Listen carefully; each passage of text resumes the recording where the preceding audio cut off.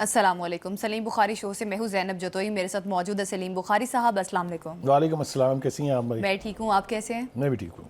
ناظرین, آج ہم پروگرام میں سب سے پہلے بات کریں گے نہایت واقعات جو ہیں آج پیش آئے ہیں. تارکین وطن کی کشتیاں ڈوبنے کے واقعات دن بدن بڑھتے جا رہے ہیں. میڈرڈ میں تارکین وطن کی کشتی ڈوب گئی ہے, جس کے نتیجے میں 66 پاکستانی سمیت 86 غیر ملکی سوار تھے. اس پر آج پروگرام میں بات کریں گے اور بخاری صاحب کا تجزیہ بھی لیں گے کہ آخر اس کے پیچھے کیا وجوہات ہے, کیوں ایسے واقعات جو ہیں وہ بڑھتے جا رہے ہیں. ساتھ ہی ساتھ پروگرام میں بات کریں گے پی ٹی آئی اور حکومتی مذاکرات کی آج تیسری بیٹھک تھی اور پی ٹی آئی نے تحریری مطالبات پیش کر دیے ہیں. پی ٹی آئی کی جانب سے جو مطالبے پیش کیے گئے ہیں ان میں 2 جوڈیشل کمیشن کی تشکیل کے حوالے سے بھی یہ مطالبہ پیش کیا گیا ہے. اس پر ہم بخاری صاحب کا تجزیہ لیں گے کہ معاملات کس سمت میں جا رہے ہیں. ساتھ ہی ساتھ پروگرام میں بات کریں گے اسرائیلی کابینہ سے جنگ بندی ڈیل کی منظوری نہ لی جا سکی. نیتن یاہو کے حماس پر الزامات جو ہیں وہ جاری ہیں اور جو ڈیل ہے اس حوالے سے پروگرام میں بات ہوگی کہ ڈیل کب تک جو ہے اس مکمل ہو جائے گی اور کب تک اس پہ عملی طور پہ کام شروع ہو جائے گا. ساتھ ہی ساتھ پروگرام میں بات کریں گے سپر پاور میں 9 روز سے جو آگ لگی ہوئی ہے اس پر قابو نہیں پایا جا سکا. لاس اینجلس میں اس وقت حالات جو ہیں کافی کشیدہ نظر آ رہے ہیں. اس پر بھی بخاری صاحب کا ہم تجزیہ لیں گے. بخاری صاحب, سب سے پہلے تو آج نہایت افسوسناک اور جس کی مذمت بھی کرنی چاہیے ہمیں بینگ پاکستانی, جس قسم کے واقعات جو پیش آ رہے ہیں. سب سے پہلے تو میڈرڈ میں تارکین وطن کی کشتی ڈوب گئی ہے, جس کے نتیجے میں 66 پاکستانی جو ہیں وہ مارے گئے ہیں. بخاری صاحب, کیوں اس قسم کے واقعات پہ ہم قابو نہیں پا سکے, کیا اس کے پیچھے وجوہات ہیں؟ پہلی بات تو یہ ہے کہ ہمیں وہ جو لوگ جان سے گئے ہیں ان کے گھر والوں کے ساتھ اظہار ہمدردی کرنا چاہیے, چونکہ وہ گئے تو اپنے گھر کے حالات کو بہتر کرنے کے لیے تھے. یہ سفر جو انہوں نے اختیار کیا تھا اس کی آبجیکٹیوٹی کے بارے میں تو دو رائے نہیں ہو سکتی. وہ دوسری بات ہے کہ انہوں نے قانونی طریقہ اختیار کیا یا وہ غیر قانونی طریقے سے گئے, اس کے اوپر بعد میں آتے ہیں. لیکن میرے خیال سے ہمیں ان گھرانوں کے ساتھ ہمدردی کرنی چاہیے.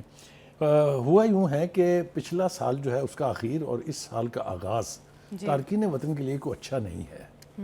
بہت ساری چیزیں ایک ساتھ ہو رہی ہیں اور پاکستان ایکسپوز ہو رہا ہے. یہ غیر قانونی سفر اختیار کرنے والے جو انسانی سمگلروں کا یعنی کے ہتھے چڑھ جاتے ہیں اور پھر لقمہ اجل بن جاتے ہیں, یہ اپنی جگہ ہے. لیکن آپ یہ دیکھیں کہ کتنے ملکوں سے پاکستان کے تارکین وطن کی یا وہ لوگ جو یہاں سے سفر اختیار کرتے ہیں ان کو ڈیپورٹ کیا جا رہا ہے. وہ ایک علیحدہ مسئلہ ہے جو بہت گمبھیر ہے اور بہت شرم کا باعث ہے.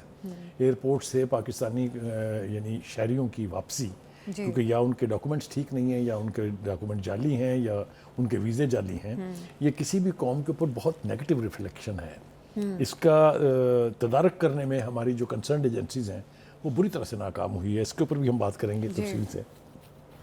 پچھلے سال ہم نے دیکھا یونان میں کے قریب جو حادثہ ہوا تھا اس میں پاکستانیوں کی ہلاکت ہوئی تھی اور وہ بھی بہت ہی تکلیف دہ بات تھا ان ماں باپ کے لیے جن کے بچوں کی لاشیں تک نہیں ملتی ہیں یا مل جائیں تو پاکستان بر وقت نہیں پہنچ سکتی ہیں. یہ کتنا بڑا صدمہ اور سانحہ ہے, اس کا ادراک ہمیں ہونا چاہیے. دوسری بات یہ ہے کہ حکومت پاکستان کہاں کھڑی ہے, اس حوالے سے اس کے اوپر بھی ہم بات ضرور کریں گے. لیکن تھوڑے سے حقائق جو ہیں بخاری صاحب, سب سے پہلے تو یہ جو ایجنٹس ہیں یہ کس طرح سے بنتے ہیں اور کس طرح سے ان کی دکانیں جو ہیں وہ آگے چلتی ہیں, اس پہ تھوڑی سی روشنی ڈالیں. بالکل اسی کے اوپر ہم آتے ہیں. پہلے تو ہم یہ بتا دیں کہ یہ جو کشتی جس کا حادثہ ہوا ہے موریتانیہ سے روانہ ہوئی تھی اور یہ مراکش کی بندرگاہ کے قریب جو ہے یہ اس کو حادثہ پیش آیا ہے اور یہ جا رہی تھی اسپین. ٹھیک ہے جی. اس کے اندر 86 کے قریب, کوئی 86 کہہ رہے ہیں کوئی 80 کہہ رہے ہیں, افراد جو ہیں وہ سوار تھے, جن میں 60 پاکستانی تھے. ان میں سے 10 کی لاشوں کی تو تصدیق بھی ہو گئی ہے, وہ ایک ہسپتال کے اندر پڑی ہوئی ہیں, جبکہ ان کی تصدیق کے لیے پاکستان کا سفارتی عملہ جو ہے میڈرڈ سے وہ روانہ ہو گیا ہے, وہ دیکھیں گے. باقی کے جو لوگ بچ گئے ہیں ان کو کوئی تقریباً 35 کے قریب جو لوگ ہیں انہیں وہ کہتے ہیں کہ دخلہ کے قریب ایک کیمپ ہے جہاں رکھا ہوا ہے. ایک تو یہ سانحہ میں نے رپورٹ کر دوں. دوسری بات یہ ہے کہ اسی طرح کے اور واقعات بھی ہوئے ہیں کشتیوں کے. یہ ایک کشتی جو ہے وہ 2 کشتیاں مراکشی ساحلوں سے روانہ ہوئی تھی جن کو بھی حادثہ پیش آیا. ان میں بھی 66, ان میں بھی بہت سارے لوگ تھے جن کی کافی کی ہلاکتیں ہوئی ہیں. تو یہ ایک بہت ہی تکلیف دہ بات ہے کہ جو لوگ اس طرح کا سفر اختیار کرتے ہیں ان کو نتیجتاً موت کا سامنا کرنا پڑتا ہے. اب آ رہی جناب آپ کے سوال کی طرف. دیکھیے, یہ انسانی سمگلروں کا ایک پورا نیٹ ورک ہے جو پاکستانی بیسڈ ہے. ان کے کنیکشن ایران میں ہیں, ان کے کنیکشن افغانستان میں ہیں, ان کے کنیکشن یورپ کے کچھ ممالک میں بھی ہیں, ان کے کنیکشن ترکی میں بھی ہیں. میں نے چونکہ اس کے اوپر کافی کام کیا ہوا ہے اس لیے مجھے بہت سارے ان آسپیکٹ کا پتہ ہے جو اس وقت ان کے ساتھ شیئر کرنا بہت ضروری ہے. جی دیکھیے پہلے تو ہوائی راستہ ہے جس کے ذریعے لوگ خاص طور سے پاکستان سے مختلف ڈیسٹینیشنز پر پہنچتے ہیں. یہاں سے وہ بڑے مہنگے ویزے خریدتے ہیں جو ایجنٹ انہیں لے کے دیتے ہیں. وہ ویلڈ ویزاز ہوتے ہیں جس کے اوپر وہ ٹرکی، استنبول اور گریک کے ساحلوں تک، یعنی گریک ان 3 ممالک کے شہروں میں پہنچ جاتے ہیں اور وہاں آگے وہ چڑھ جاتے ہیں ان انسانی سمگلروں کے گینگ کے ہتھے جن کے پاس انہیں بھیجا جاتا ہے. ٹھیک. وہاں پر جو کچھ ان کے ساتھ ہوتا ہے وہ بڑی دردناک داستان ہے. جس حالات میں وہ وہاں رہتے ہیں، جو انہیں کھانے کو ملتا ہے بہت لمیٹڈ، جس طرح کے باغوں کے اندر، یعنی جو اٹلی کے اندر جو گراؤنڈز ہیں وہاں پر راتوں کو وہ سوتے ہیں اس خوفناک قسم کے موسم میں. وہ بہت ہی دردناک منظرنامہ ہے، وہ اس کی تفصیل میں ہم زیادہ نہیں جائیں گے. دوسرا راستہ ہے، اچھا وہاں یہ کرتے کیا ہیں، خاص طور سے ترکی سے اور اٹلی سے یہ پھر بحری جہازوں کے اوپر ملازمت اختیار کرتے ہیں اور بہت سستے داموں، یعنی بہت کم تنخواہ کے اوپر یہ وہ لیبر کا کام ہوتا ہے. وہ خاص طور سے جو فائر مین نہیں ہوتے جو جہاز کی صفائی کا کام کرتے ہیں، جو جہاز میں کوئلہ ڈالتے ہیں، جو کوئلہ سے چلتے ہیں، تو وہ چڑھ جاتے ہیں جہازوں کے اوپر. پھر وہ اپنی یورپی ڈیسٹینیشنز پر جب بھی کبھی انہیں سفر میسر آتا ہے، یعنی کئی دفعہ مہینوں لگ جاتے ہیں، کئی دفعہ سال لگ جاتے ہیں کہ اس جہاز کو یورپ کی ڈیسٹینیشن کا یعنی کارگو نہیں ملا ہے. پھر وہ جب ان پورٹس پر پہنچتے ہیں، سی پورٹس پر، تو ان کو ٹیمپریری پاس ایشو ہوتا ہے جو جتنی دیر کا اس کا لنگر ہے وہاں پر، جتنی دیر جہاز وہ کھڑا ہوگا اتنے عرصے کے لیے، اور اس کو لے کے وہ بازار میں نکلتے ہیں اور پھر وہاں غائب ہو جاتے ہیں. یہ ایک بہت بڑا یعنی اسکینڈل کہہ لیجیے آپ اس کو، بہت بڑا سانحہ کہہ لیجیے آپ اس کو، بہت بڑا ذریعہ کہہ لیجیے یورپ پہنچنے کا. اسی طریقے سے دوسرا راستہ جو ہے وہ زمینی ہے. وہ 2 راستے ہیں. یہاں سے لوگ افغانستان کے راستے جا کے ہرات سے داخل ہو جاتے ہیں ایران میں، اور ادھر سے کوئٹہ کے بارڈر تفتان سے داخل ہو کے زاہدان میں چلے جاتے ہیں. موسٹلی تو زمینی راستے اختیار کرتے ہیں. اب وہاں پر یہ ہو رہا ہے کہ ہماری جو اطلاعات ہیں وہ یہ کہ کچھ لوگ پاسداران کے حلیے میں اور کچھ پاسداران بھی وہ وہاں پر ان پاکستانیوں کو پکڑ لیتے ہیں اور اپنے پاس یرغمال بنا لیتے ہیں. پھر ان کے اوپر تشدد کرتے ہیں، اور تشدد کے دوران جو خون نکل رہا ہے ان کا، کسی کا کان کاٹ لیا، کسی کا کچھ، وہ ویڈیوز پھر ان کے گھروں والوں کو بھیجتے ہیں اور ان سے پھر تاوان مانگتے ہیں.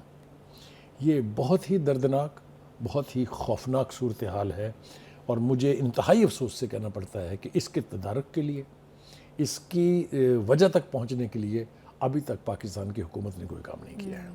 اور یہ کتنے مظلوم پاکستانی اس تشدد کا شکار ہو کے اپنے گھر والوں کے لیے عذاب کا باعث بن جاتے ہیں، وہ بس اللہ تعالیٰ سے پناہ مانگنی چاہیے.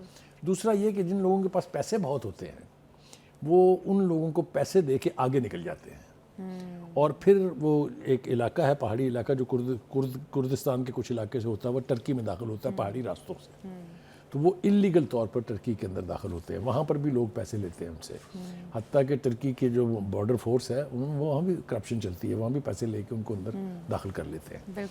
تو یہ جو کچھ ہم اس وقت بتا رہے ہیں یہ ہوا میں نہیں ہے، یہ سب کچھ گراؤنڈ ریالٹیز ہے. لیکن اس کے تدارک کے لیے پاکستان حکومت نے ایران کے ساتھ کبھی کوئی رابطہ نہیں کیا اس حوالے سے، ہم نے ٹرکی کے ساتھ کبھی اس حوالے سے کوئی رابطہ نہیں کیا ہے. انفارچونیٹلی ہم ایونٹ بیسڈ ہو گئے ہیں، یعنی جب کوئی حادثہ ہو جاتا ہے تو اچانک فارن آفس بھی کی آنکھیں بھی کھل جاتی ہیں، اچانک ایکشن ہو کے ایف آئی اے کے کچھ لوگوں کو ادھر ادھر بھی کر دیا جاتا ہے. لیکن اس کے تدارک کے لیے کوئی پالیسی نہیں ہے، کوئی پالیسی اور کوئی نیت کے اس کو ہم نے اور اپنے اداروں کو اب ٹھیک کریں. ایف آئی اے کا جو پچھلے دنوں کافی لوگوں کو نکالا بھی تھا، نوکری سے برخاست بھی کیا گیا تھا، کافی کریک ڈاؤن کیا ایف آئی اے نے، تو کافی افسران انوالو بھی تھے. تو میرا خیال ہے جو اندر آپ کے ملک کے اندر جو معاملات ہیں پہلے ان کو ٹھیک کرنا بڑا ضروری ہے. دیکھیے اس میں تو کوئی دو رائے نہیں ہے، جیسا میں نے کہا کہ اگر آپ اس کو اسی طرح سے ہونے دیں گے تو یہ this is going to be a scandal in every second house. خاص طور سے اربن علاقوں میں تو شاید یہ کم ہے، اور اربن علاقے کے لوگ جو ہیں وہ تو لوٹنے والوں میں شامل ہوتے ہیں، لیکن اکثر گاؤں کے لوگ، کچھ لوگ اپنے بچوں کو باہر بھیجنے کے لیے اپنی زمینیں فروخت کر دیتے ہیں، قرضے لیتے ہیں، گھر کی ساری جائیداد زیورات بیچ دیتے ہیں. بالکل لوگ ایک بے روزگاری عجیب و غریب اور اس وجہ دردناک سے کہانی ہے. ان راستوں کو چوز کرتے ہیں. یقینی طور پہ بخاری صاحب آپ کی درست بات ہے اور اس قسم کے واقعات کی روک تھام کے لیے ہمیں سخت سے سخت ایکشن لینے کی ضرورت ہے. پچھلے کئی دنوں کئی کریک ڈاؤن کیے گئے لیکن ابھی تک کوئی خاطر خواہ اس کے نتائج سامنے نہیں آئے. پی ٹی آئی اور حکومت میں ہونے والے تیسرا جو دور تھا مذاکرات کا وہ آج مکمل ہو گیا ہے. پی ٹی آئی کی جانب سے تحریری طور پر مطالبات پیش کر دیے گئے ہیں. 22 مطالبات رکھے گئے ہیں اور 2 جوڈیشل کمیشن کا کہا گیا ہے کہ جوڈیشل کمیشن بنائے جائیں. اب بخاری صاحب جس طرح سے آج تیسرا ایک سیشن تھا جو کہ نہایت اہم تھا, اس پر آپ کا کامنٹ لوں. اب ایک بار گورنمنٹ کا کیا موقف ہے مذاکرات کے بعد وہ بھی پروگرام میں شامل کر لیتے ہیں. Leader of the opposition Omar Ayub صاحب نے ان رائٹنگ پیش کیے اور رستہ ڈھونڈنے کی کوشش کی کہ بہتر سے بہتر رستہ کون سا ہو سکتا ہے جس میں جو طریقہ نکالا جائے. یہاں پہ انہوں نے اپوزیشن نے ڈیمانڈ کی کہ ان کے لیڈر سے ایک اور ملاقات کا ارینجمنٹ کیا جائے, جو گورنمنٹ کی سائیڈ نے جس کو سراہا اور انہوں نے کہا کہ ہم رستہ بنانے کی کوشش کرتے ہیں. عمر ایوب خان نے تحریری مطالبات کا مسودہ پڑھ کر بھی سنایا. حکومتی کمیٹی 7 ورکنگ ڈیز کے اندر, ورکنگ دنوں کے اندر اپوزیشن کے مطالبات پر اپنا باضابطہ تحریری موقف پیش کرے گی. اپوزیشن کمیٹی نے کہا کہ انہیں اڈیالہ جیل میں اپنے لیڈر جناب عمران خان سے آزادانہ ماحول میں ملاقات کا موقع دیا جائے. حکومتی کمیٹی نے اس کی تائید کی. بنیادی مطالبات ڈیمانڈز جن کے متعلق وہ ذکر کرتے آ رہے ہیں پچھلے 10-11 ماہ سے, ایک تو یہ کہ جی ہمارا مینڈیٹ واپس کیا جائے اور ہم ان کو کہتے رہیں کہ بھئی جائیں, جا کے جو لیگل پروسیجر ہے اس کو اپنائیں اور وہاں سے اپنا ڈیمانڈ اگر آپ کا چوری ہوا ہے تو وہاں پہ ثابت کریں اور واپس لے لیں. لیکن وہ کہتے کہ نہیں جی ہمیں جو ہے وہ واپس کیا جائے, نقد واپس کیا جائے ہمیں, تو اس سے وہ جو ہے وہ دستبردار ہو گئے ہیں. اگر سوال کسی کے تسلیم کرنے سے منسلک ہے کہ کون کیسے تسلیم کرتا ہے, تو ایک فریق اس ملک کی سیاست میں ایسا ہے جو کسی وقت بھی اپنے سوا کسی کو تسلیم نہیں کرتا, اور وہ عمران خان ہے. بخاری صاحب یہ تو آپ نے گورنمنٹ کی موقف سن لیا کہ گورنمنٹ کیا کہہ رہی ہے. مذاکرات کا جو تیسرا سیشن تھا اس کا بڑا بے صبری سے انتظار کیا جا رہا تھا کہ آیا کہ یہ سیشن ہوگا یا تحریری مطالبات پی ٹی آئی لکھ کے دے گی یا نہیں. اس قسم کے کئی کنفیوژن تھی لیکن فائنلی پی ٹی آئی نے اپنے مطالبات بھی رکھ دیا. لیکن ایک دلچسپ بات ہے کہ پہلے کہا جا رہا تھا کہ بانی پی ٹی آئی کی رہائی سے متعلق بھی مطالبہ جو ہے وہ ریٹن فارم میں لکھ کے دیا جائے گا, لیکن پی ٹی آئی نے یہ مطالبہ لکھ کر نہیں دیا. اب ایک بیانیہ بنایا جا رہا تھا کہ بانی پی ٹی آئی رہائی سے این آر او لینا چاہتے ہیں. اب آپ کو لگتا ہے کہ جو لوگ یہ بیانیہ بنا رہے تھے کہ بانی پی ٹی آئی کو این آر او چاہیے اس لیے رہائی مانگ رہے ہیں, اب ان کی سبکی ہوئی ہے؟ پہلی بات تو یہ ہے کہ اس سے پہلے کہ میں آپ کے سوال پر کامنٹ کروں, ایک یہ جو طرفہ تماشا پارٹی ہے اس کے اندر جو ملاقات کے حوالے سے چیف سے جو بیانات ہیں, سب سے پہلے تو جناب بیرسٹر گوہر صاحب نے کہا ہماری تو کوئی ملاقات ہی نہیں ہوئی. اس کے بعد علی امین گنڈا پور نے کہا ملاقات ہوئی ہے. اس کے بعد عمران خان نے تصدیق کر دی کہ ملاقات ہوئی ہے. اب بیرسٹر گوہر بھی کہہ رہے ہیں ملاقات ہوئی ہے.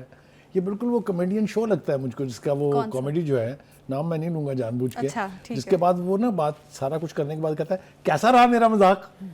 یہ کس کے ساتھ مذاق کر رہے ہیں؟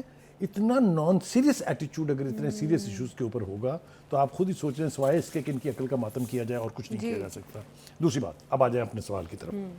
دیکھیے yes it was an important meeting اور اس کے واقعتاً بڑی بے صبری سے دونوں سائڈیں انتظار کر رہی تھی, بلکہ ہم لوگ بھی انتظار کر رہے تھے کہ کیا نکلتا ہے اس میں سے.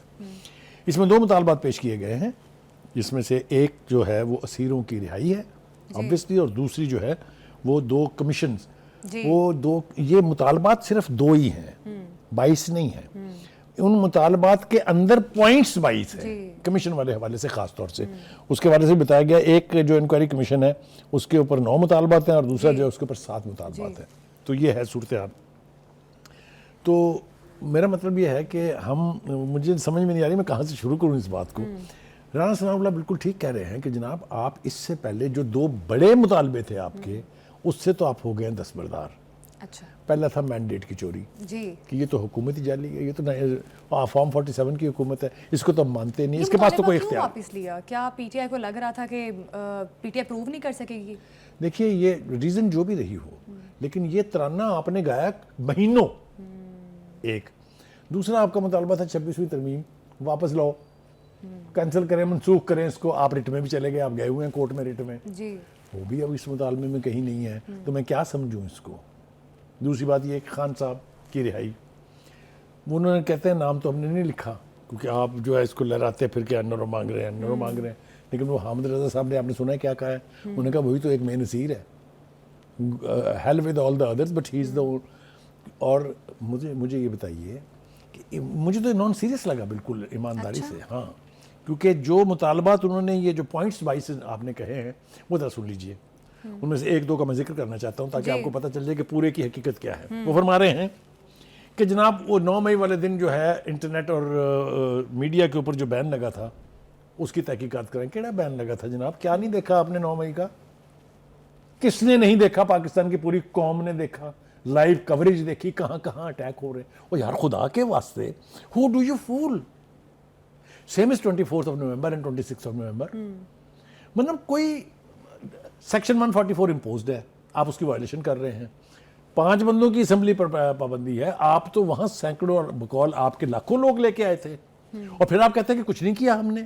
جی پھر آپ نے کہا ہمارے 278 لوگ مر گئے, کسی نے کہا ہزاروں لوگ ہلاک ہو گئے, کسی نے کہا کچھ, کسی نے کہا کچھ. لطیف کھوسا کی میں بار بار بات کرتا ہوں اس لیے کہ آئی ایور آلویز تھاٹ کہ ہی از اے سینسیبل پرسن. لائر ہے بھائی, اتنے بڑے لائر ہیں, اتنا بڑا نام ہے ان کا, لیکن انہوں نے جتنی غیر ذمہ داری کا ثبوت دیا. کدھر ہیں وہ 2278 لاشیں؟ کدھر ہے وہ کمپنسیشن جو اناؤنس کی گئی تھی 1 کروڑ روپے فی بندہ؟ کدھر ہیں وہ نام جن کو مسنگ پرسن آپ کہتے ہیں؟ کدھر ہیں ان کے جنازے جو 13 پر آ گئے نا اب آپ, 13 کے جنازے, 13 کی شناخت کچھ ہیں؟ مطلب ہے اتنے ویک پریمیسز کے اوپر اتنی ہائپ کریٹ کرنا, وہ امبیرس بھی نہیں ہوتے, ان کو شرم بھی نہیں آتی. وہ مجھے تو عجیب و غریب صورتحال دکھ رہی اب تھی. حکومت ان مطالبات کو تسلیم کرے کہ جوڈیشل کمیشن بنائے گی؟ دیکھیے جوڈیشل کمیشن بنانے کا آپشن حکومت کے پاس موجود ہے, لیکن میں نے کئی مرتبہ وضاحت کی ہے, کمیشن ان چیزوں پر بنتا ہے جس کے فیکٹس معلوم نہ ہوں, ویزیبل نہ ہوں, ان کی ایویڈنس نہ ہو. کمیشن ان چیزوں پر نہیں بنتا جہاں یہ سب کچھ موجود ہو. ساری فوٹیج جو ہے وہ ٹی وی کی فوٹیج موجود ہے, وہ سی سی ٹی وی کی فوٹیج پتہ نہیں کیوں ڈھونڈتے ہیں. 40 نیوز چینلز دکھا رہے تھے لائیو سب کچھ, other than the international channels جو دکھا رہے تھے, other than your social media جو دعوے کر رہا تھا جی ایچ کیو پر قبضہ, کور کمانڈر کے گھر پہ قبضہ, یہ سب کچھ تو آپ کہہ رہے تھے. پھر ثابت کرنے کی کیا ضرورت ہے اس میں؟ تو یہ اگر یہ سنجیدگی کے ساتھ حکومت ان پوائنٹس کے اوپر عمل درآمد کرے, انویسٹیگیٹ کرے, کچھ نہیں ملنا پی ٹی آئی کو اس میں سے امبیرسمنٹ کے سوا. میں آپ کو ایمانداری سے بتا رہا ہوں. لیکن جو ان کے بیک ڈور مذاکرات چل رہے ہیں جس کے بارے میں آج بیک ڈور مذاکرات کی بات, اس سے کیا لگتا ہے آپ کو کچھ ہونے والا پی ٹی آئی کے فیور میں؟ دیکھیے بات یہ ہے, یہ جو اب کہہ رہے ہیں نا کہ جی مذاکرات کا جو اتنا بڑا ڈرامہ کر رہے ہیں, ابھی آپ نے جو سلاٹ دکھایا وہ بھی اس کے اندر بھی یہ تھا کہ جناب ہمارے تو دروازے ہمیشہ سے کھلے ہیں. کتنا بڑا جھوٹ ہے یار. How can we gulp it? 2 سال آپ نے کہا ان چوروں ان ڈاکوؤں سے مذاکرات نہیں کرنے, ان سے ہو ہی نہیں سکتے. پھر آپ نے کہا ہم تو فلاں کو قبروں تک نہیں چھوڑیں گے, ہم تو ان سے بھی بات نہیں کریں گے. مطلب ہے وہ چور بھی تھے, وہ ڈاکو بھی تھے, وہ غدار بھی تھے, وہ میر جعفر بھی تھے. مطلب ہے کہیں تو ٹھہریں آپ, کسی ایک جگہ تو قیام کریں. تو کہنے کا مطلب یہ ہے کہ جو کچھ ہوا 9 مئی کو, جو کچھ ہوا 24 کو, یہ سب کچھ ویزیبل ہے. حکومت چاہے تو, بلکہ میں تو یہ ریکمینڈ کروں گا کہ جی آپ کمیشن بنائیں اور کمیشن کے ذریعے ثابت کریں کہ اس سے بڑا جھوٹ تاریخ میں بولا نہیں جا سکتا. ایک بات. دوسری بات یہ آرمی چیف والی گفتگو کے اندر دیکھیے اندر کی بات ہے, میں بہت وثوق سے تو نہیں کہہ سکتا لیکن ہے پلازیبل. وہاں گنڈاپور صاحب نے کوشش کی ہے to prove himself more loyal than the king, اور انہوں نے سیاسی معاملہ جات کو چھیڑنے کی کوشش کی. تو آرمی چیف نے 2 ٹوک لفظوں میں کہا ان سے کہ this is a meeting for security, no politics can be discussed here. ٹھیک ہے, تو پھر میں کیسے مان لوں یہ کہ کوئی بیک ڈور مذاکرات ہو رہے ہیں, اور اگر ہو رہے ہیں تو وہ پھر پی ٹی آئی کو پتہ ہے اور تو کسی کو نہیں پتہ ہے. دیکھیں یہ اسٹیٹڈ پوزیشن ہے ہماری یعنی مسلح افواج کی, ہماری ملٹری لیڈرشپ کی, ہماری اسٹیبلشمنٹ لیکن کی. بخاری صاحب بیرسٹر گوہر جو چیز کہہ رہے ہیں کہ اسٹیبلشمنٹ سے براہ راست مذاکرات ہوئے ہیں اور خوش آئند ہیں, امید ہے اب صورتحال بہتر ہوگی, یہ میں نے بتا تو یہ دیا. اشارہ تو اس طرف لگ رہا ہے کہ شاید مذاکرات میں بھی کچھ ہونے والا ہے. ایک ہی میٹنگ ہے نا ابھی تک, اور تو کسی میٹنگ کا ذکر نہیں ہے نا, اور اس میٹنگ میں کیا ہوا جب گفتگو کرنے کی کوشش کی گئی وہ میں نے آپ کے سامنے بیان کر دیا ہے. ٹھیک, دیکھیے یہ وشفل تھنکنگ ہے. آپ کو پتا ہے ایک طویل عرصے تک پی ٹی آئی کا سٹانس یہ تھا کہ ہم تو بات کریں گے ان سے جو طاقتور طبقے ہیں. بالکل شروع سے پی ٹی آئی کے کیا جواب ملا وہاں سے کہ نہیں, بات چیت آپ حکومت کے ساتھ کریں گے, جو بھی نتیجہ اس کا نکلے گا ہم اس کے پیچھے کھڑے ہوں گے. پھر آرمی چیف نے ملاقات کیوں کی؟ دیکھیے ملاقات سیکورٹی, میں آپ کو باور کرانے کی کوشش تو کر رہا ہوں کہ کے پی کے میں حکومت کی کوئی رٹ نہیں ہے, حکومت کو کوئی پوچھتا نہیں ہے. کرم ایجنسی میں اور پارا چنار میں کیا ہوا, ڈوب مرنا چاہیے. آپ نے دیکھا ہے نا کیا کہہ رہے ہیں مولانا فضل الرحمان صاحب, وہ کہہ رہے ہیں نا بلوچستان میں یہاں کہیں رٹ ہے ہی نہیں. تو آپ رٹ تب قائم کرتے ہیں جب آپ کیپٹل کے اوپر حملہ آور نہیں ہوتے, جب آپ لوگوں کو لے کے سرکاری وسائل استعمال کر کے. وہ پوچھا نا اس میٹنگ کے دوران اس نے, گورنر نے, کہ وہ 500 ارب روپے آپ کو آئے تھے سیکورٹی کے لیے, کون سی فورس کو آپ نے ری آرگنائز کیا, کس کو آپ نے ایکوپ کیا, کہاں گئے؟ تو اس کے اوپر مصروف اٹھ کے باہر چلے گئے, اور پھر تھوڑی دیر کے بعد آپ ہی گئے. پتا تھا کہ یہاں سے میں گیا تو پھر کہیں کا نہیں رہوں گا.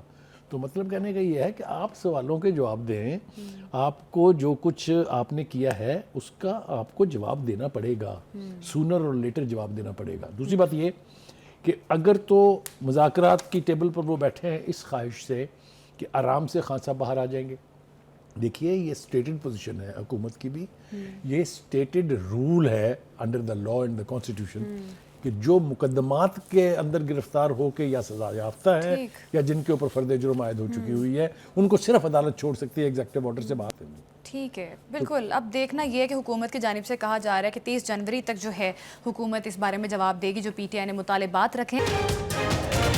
اسرائیل نے کابینہ میں جنگ بندی معاہدے کی منظوری ابھی تک نہیں دی, جس کی آج منظوری دینی تھی وہ ابھی تک نہیں دے سکے. بخاری صاحب, اب آج ایک اہم میٹنگ ہونی تھی لیکن اسرائیلی کیبنٹ کی جانب سے ابھی تک اس میں معاہدے کی منظوری نہیں دی گئی, کیونکہ اسرائیل کے جو اتحادی ہیں ان میں بھی اختلافات سامنے آ رہے ہیں. ان کی جانب سے کہا جا رہا تھا کہ اگر یہ معاہدہ ہو جاتا ہے تو اسرائیل نیتن یاہو کی حکومت جو ہے وہ خطرے میں پڑ سکتی ہے. تو اب کیا ہونے والا آگے؟ دیکھیے اسرائیل کے اندر ایک اتحادی حکومت ہے جس میں رائٹ ونگ پارٹی, جس کو زائنسٹ پارٹی کہتے ہیں, جو ہارڈ لائنرز ہیں, انہوں نے اس معاہدے کا ساتھ دینے سے انکار کر دیا ہے. ان کا کہ جی ہم تو اس کے ساتھ نہیں ہیں, اور یہ بھی دھمکی دے دی ہے کہ اگر آپ نے اس کے اوپر دستخط کیے یا منظور کیا تو ہم حکومت سے الگ ہو جائیں گے. اچھا, یہ نیتن یاہو کے مسائل ہیں, اس کو نمٹ دیں گے اس سے. لیکن میں ایران کی اور قطر کی اس بات سے متفق ہوں کہ اس سب کچھ خون ریزی کے بعد, اس انسانی المیے کے بعد, یہ ماننا پڑے گا کہ حماس نے ریزسٹنس کے جو نئی تاریخ رقم کی ہے وہ یہ کہ بج نہیں کیا, انہوں نے بھیک نہیں مانگی انہوں نے. بخاری صاحب, اب جس طرح سے آپ نے بات کی کہ ہارڈ لائنرز جو ہیں وہ کہہ رہے ہیں کہ نیتن یاہو کی حکومت چلی جائے گی اور انہی کے دم پہ نیتن یاہو کی حکومت ہے, تو اگر اختلاف آ جاتا ہے تو پھر آپ کو کیا لگتا ہے کیا منظرنامہ بن سکتا ہے؟ دیکھیے پریشر اتنا زیادہ ہے اس وقت نیتن یاہو پر, چاہے وہ امریکہ کا پریشر ہے, چاہے وہ اس کے اندر جو مظاہرے آپ نے دیکھا کتنے خوفناک مظاہرے ہو رہے ہیں اس کے خلاف. وہ جو یرغمالیوں کے وارثین ہیں وہ کس قسم کے معاہدے کر رہے ہیں, مظاہرے کر رہے ہیں, تو پریشر تو نیتن یاہو کے اوپر بھی ہے. اور دوسری بات یہ کہ ٹرمپ جو ہے وہ یقینی بنانا چاہتا ہے کہ اس سے پہلے کہ اس کی حلف برداری ہو, یہ فلسطین کا مسئلہ, یہ غزہ کا ایشو جو ہے یہ ریزالو ہو جانا چاہیے. بائیڈن اپنا کریڈٹ لینے کے چکر میں ہے, ٹرمپ اپنا کریڈٹ لینے کے چکر میں ہے. یہ میرے خیال سے اس کے اوپر عمل درآمد ہونا چاہیے, غزہ کی ری بلڈنگ کا پروسیس شروع ہونا چاہیے. قطری پرائم منسٹر نے بالکل ٹھیک کہا کہ ہم کسی صورت میں فلسطینیوں کی امداد سے پیچھے نہیں ہٹیں گے.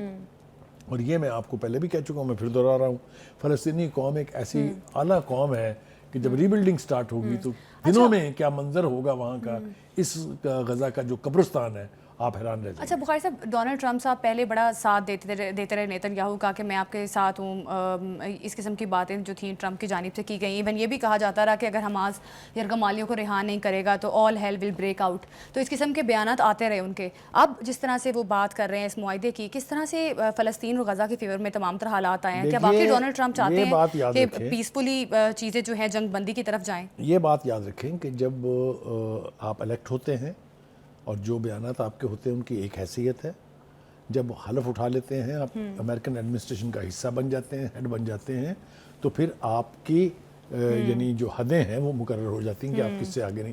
تو وہ طوفان خیز بیانات جو ہیں پریزیڈنٹ الیکٹ کے وہ ایک طرف، اور جب وہ پریزیڈنٹ بن جائیں گے تو اس کے بعد جو پالیسیز ان کو فالو کرنی پڑے گی، تو ان کی خواہش یہ تھی کہ وہ اپنے فالوورز کو پیغام دیں بڑا اسٹرانگ کہ میں تو بڑا ساتھ ہوں اس وقت اسرائیل کے، لیکن ground realities will change the moment he takes the oath of his office. اچھا بخاری صاحب، اب جس طرح سے جنگ بندی معاہدہ ہو رہا ہے، حماس کی جانب سے کہا جا رہا ہے کہ اگر فضائی حملے اسرائیل بند نہیں کرتا تو پھر یہ جو معاہدہ ہونے جا رہا ہے یہ خطرے میں پڑ سکتا ہے. تو پھر اسرائیل کی جانب سے کیوں وائلیشن کی جا رہی ہے؟ ایک طرف تو آپ کر رہے ہیں معاہدات. دیکھیے وہ ان کا خیال یہ ہے کہ وہ جتنا زیادہ بلیڈ کرا سکیں حماس کو اس معاہدے پر عمل درآمد سے پہلے، جو کہ اتوار کو ہوگا 19 جنوری کو، اور یہ ہمیشہ سے اسرائیل کی روش رہی ہے، معاہدے ماضی میں بھی ہوتے رہے ہیں، اسی طرح سے اس کی ہوتی ہے. ابھی تو اس معاہدے کے اوپر جس پر دستخط ہو جائیں گے یا منظوری ہو جائے گی، اس کے بعد آپ دیکھیے گا عمل درآمد میں کتنی رکاوٹیں جو ہے وہ ڈالے گا اسرائیل. لیکن all said and done, I think بالکل بخاری the صاحب، world community must stand behind this understanding that has been بالکل reached. امید ظاہر کی جاتی ہے کہ مصر میں جو یہ معاہدہ ہونے جا رہا ہے ہوا ہے اور جس پہ بات کی جا رہی ہے. بخاری صاحب، اب جو لاس اینجلس میں ہو رہا ہے وہاں بھی صورتحال جو ہے بڑی ڈینجرس اور بڑی خطرناک دکھائی دے رہی ہے، آگ نہیں بجھائی جا سکی. میں قدرت کے انتقام کا بہت بڑا قائل ہوں. جب قدرت انتقام لیتی ہے تو پھر انسانی ہمتیں، انسانی طاقت، اس سب کا غرور جو ہے وہ زمین بوس ہو جاتا ہے. آگ نہیں بجھا سکا امریکہ اپنے ایک ایسے شہر کی جو اس وقت وہاں پر سب سے زیادہ اہمیت کا حامل ہے. یعنی آپ اس کو جسے سپر پاور کہتے ہیں، اس کا یہ حال ہے کہ قدرت کی طرف سے انجام کی ایک جھلک ہے. ابھی صرف جتنا انسانی خون غزہ میں بہا ہے ابھی تو اس کی قیمت چکانی پڑے گی. یورپی ممالک کو بھی چکانی پڑے گی، امریکہ کو بھی چکانی پڑے گی، اسرائیل کو بھی چکانی پڑے گی. ابھی تو ابتدائے عشق خیر ہوتا ہے کیا، آگے دیکھیے ہوتا ہے کیا. یہ اللہ تعالیٰ بلیڈ کرا رہا ہے امریکن قوم کو، اس لیے کہ انہوں نے مظلوم کا ساتھ دینے کی بجائے ایک ظالم کا ساتھ دیا ہے. یہ وہ ریالٹیز ہیں جو ہم جس سے انکار کر ہی نہیں سکتے. یہ جو منظرنامہ ہے مجھے اپاہج لگ رہا ہے. امریکہ کی حکومت بالکل اپاہج تماشائی بن کے دیکھ رہی ہے کہ ایک قبرستان میں کنورٹ ہو رہا ہے. وہ جو غزہ کو قبرستان بنانے کی بات کرتے تھے، ان کا سب سے زیادہ خوبصورت شہر جو ہے وہ کھنڈر کا منظر بالکل. پیش ایک کر طرف رہا ہے. آگ لگی ہوئی ہے، لوگ چوریاں کر رہے ہیں، وہ بھی گرفتار کیا ہے انہوں نے لوگوں کو. تو وہاں پہ جو منظر یہی ہے نا موسٹ سویلائزڈ نیشن. آپ دیکھ لیں کیا حال ہے اس کا. اسی طرح وہ اللہ تعالیٰ کھوکھلا کر دیتا ہے ان زمینی فرعونوں کو. آپ دیکھیں تاریخ بھری پڑی ہے اس قسم کے واقعات سے. امریکہ ول پے دا پرائس. بالکل امریکہ کو ڈیفینیٹلی اس قسم کا جو ہے جو کچھ کیا ہے اور جن کنٹریز کا ساتھ دیا، اس کے بعد یہ تو ہونا بنتا ہے. 2.5 لاکھ سے زائد لوگ نقل مکانی کر چکے ہیں اور وہاں پہ صورتحال جو ہے وہ کشیدہ ہوتی جا رہی ہے اور ابھی تک 9 روز کے بعد بھی آگ پر قابو نہیں پایا جا سکا. پروگرام سے ابھی دیجیے ہمیں اجازت، اگلے ہفتے پھر ملاقات ہوگی. اللہ حافظ.